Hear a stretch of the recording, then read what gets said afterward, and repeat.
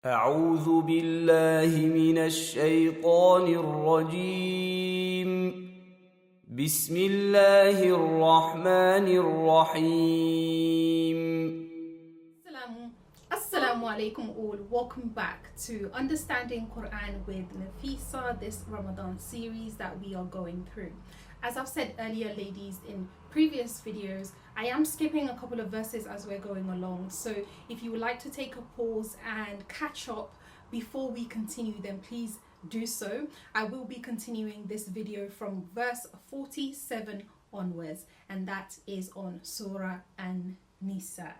O you who were given the book, believe in what we have revealed, confirming your own scriptures before we wipe out your faces, turning them backwards.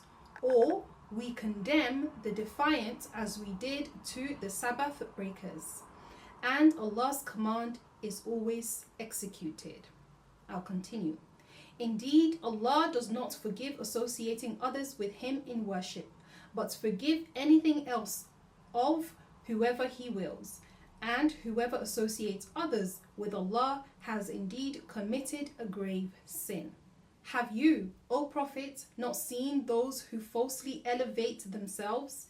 It is Allah who elevates whomever He wills, and none will be wronged even by the width of the thread of a date stone. See how they fabricate lies against Allah. This alone is a blatant sin. Have you, O Prophet, not seen those who were given a portion of the scripture, yet believed in idols and false gods, and reassured the disbelievers that they are better guardians than the believers? It is they who have been condemned by Allah, and whoever is condemned by Allah will have no helper. So I'm going to pause here and we're going to go back to verse 47. This verse really, Allah subhanahu wa ta'ala is talking about the people of the book, and this is His instruction to say, believe in what Allah subhanahu wa ta'ala has sent down to you now, right? You need to believe in what Allah has sent down to you now, meaning that as Muslims, this verse is probably for the people of the book, which are the Christians and the Jews, and this is Allah subhanahu wa ta'ala's instructions to them, for them to now believe in Islam as the final religion that Allah subhanahu wa ta'ala has revealed. And this is also part of the reason why as Muslims we have to believe in the original Bible and the original Torah. We have to believe in those because these were religions, monotheistic religions that came before Islam, and they all came from Allah subhanahu wa ta'ala. Now the reason why, even though we believe in those original, the key word here being original books, and we are Muslims and not Christians or Jews, is because Allah subhanahu wa ta'ala brought Islam, right? There is a verse in the Quran when Allah subhanahu wa ta'ala says, I have chosen for you Islam as your religion, right? After all of those religions came about over time, it is our belief, as Allah subhanahu wa ta'ala tells us in the Quran, that these authentic books were changed. And there were things that were added to it, and perhaps some things were taken away from it. And so we cannot trust the authenticity of those books no more. And so we follow the final religion which Allah subhanahu wa ta'ala has brought about, which is Islam. Okay? And so this is a stern warning from Allah subhanahu wa ta'ala telling the people of the book to ensure that they follow Islam and they follow Allah's way. Right? Otherwise, they will be condemned to the wrath of Allah subhanahu wa ta'ala. Okay? And this is no hatred to anyone, but this is just the fact that our book states. This is just what God states to us.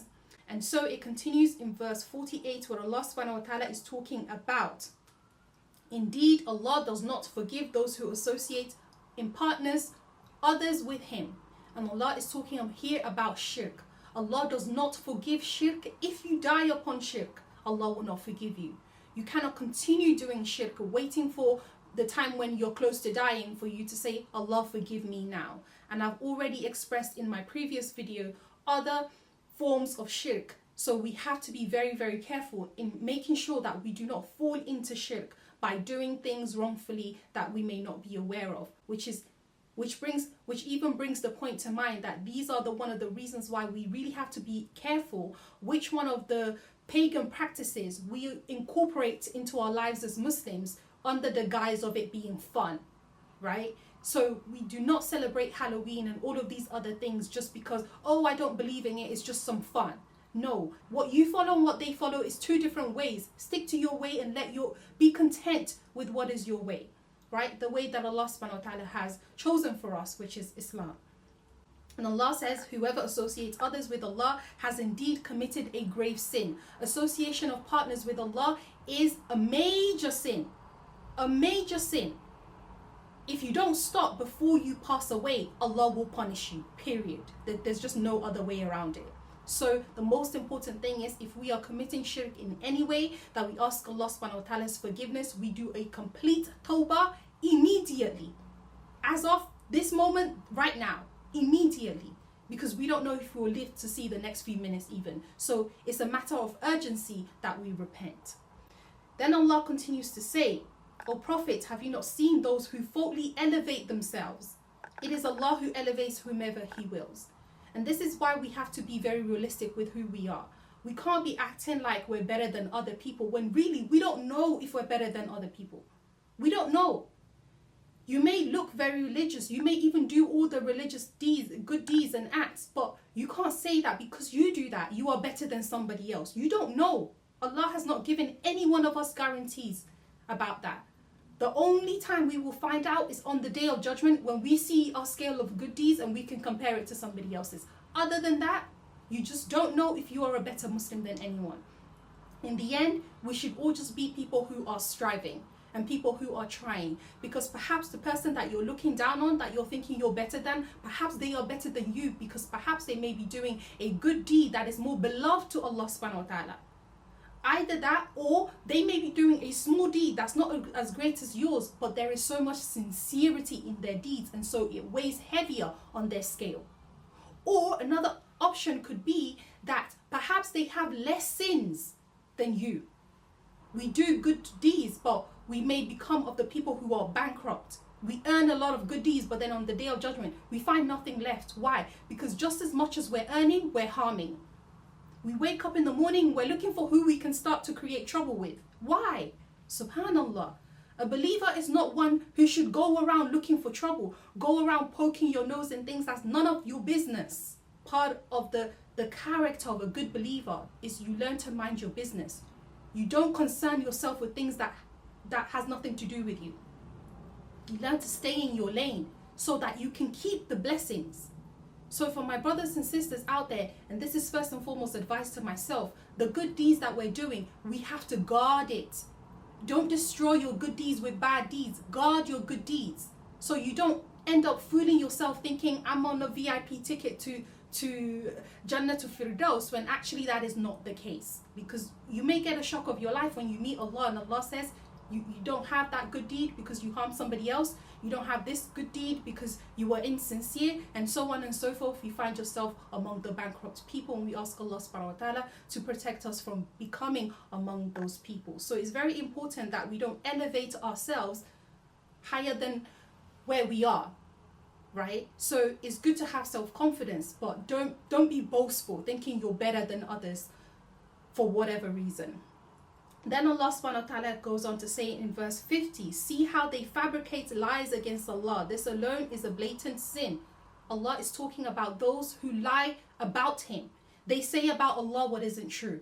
And this is why sometimes we have to be very careful when we mention things and we say, oh, Allah subhanahu wa ta'ala says that, when He didn't say it. We have no proof or evidence. If we think it's a verse of the Quran, it's better we clarify and say we think. Or if we've made the mistake, then come back to kind of correct ourselves and say we've made a mistake. Because sometimes it can happen that we can make a genuine mistake. But the punishment especially is for those who are careless about that. That everything is like, oh, God said, oh, God said. He didn't say. He didn't say. Just stop. Can't just be using God's words as an excuse for everything, right? We have to be certain that God said something before we say Allah said something, right? If we're not certain, it's better we don't mention Allah's names, because when we fabricate and make things up about God and we tell other people those fabrications and lies, subhanallah, that's so much sin. Anyone who acts upon that, you're also receiving a sin from it. May Allah subhanahu wa ta'ala protect us all.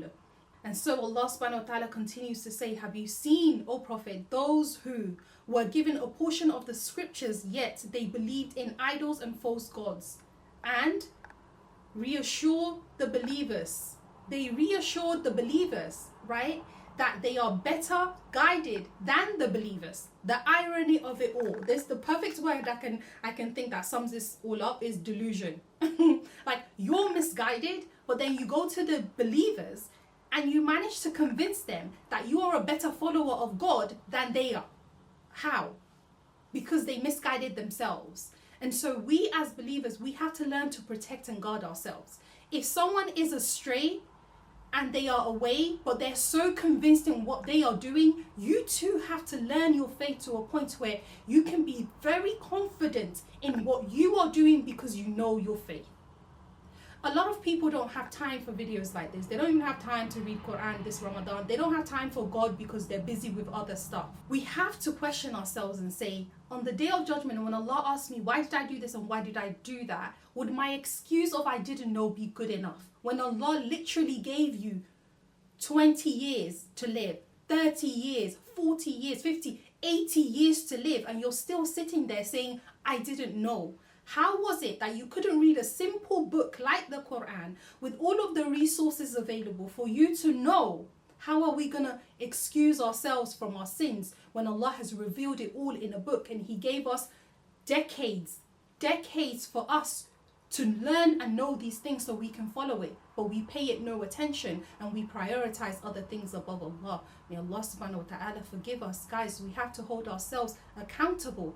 We have to hold ourselves accountable. And when the devil is trying to preoccupy us with so many things, we have to tell ourselves, I'm not going to fall into this game of the devil. I'm not going to fall into his games.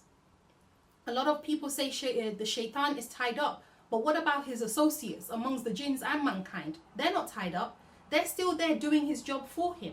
So you're dedicated now. You say you're going to read Quran. All of a sudden, all of these other things come in the way to block you just so you don't sit down with the book of Allah subhanahu wa ta'ala.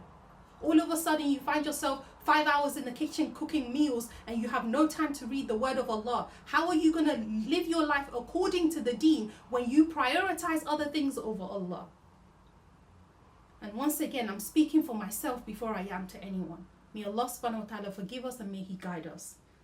So Allah continues to say, it is they who have been condemned by Allah. So Allah curses and He condemns those people who associate partners with Allah. They do worship idols. And then they try to tell the believers, you're the one that's astray. I'm the one that's on the right guidance. I do a little bit of what God says and I follow my cultural idols as well that we worship.